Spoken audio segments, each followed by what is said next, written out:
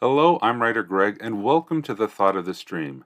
Today's thought is a cartoon here about do-it-yourself books. While this does take it to the extreme, and I find it quite enjoyable, when we think about it, all books are do-it-yourself books.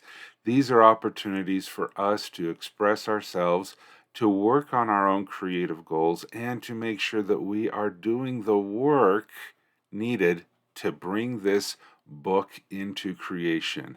Now, we may not be making our own paper, glue, and ink, but it is something that we do that is much more important. We are crafting backstories. We are assembling plots. We are putting together all of the components that make excellent stories.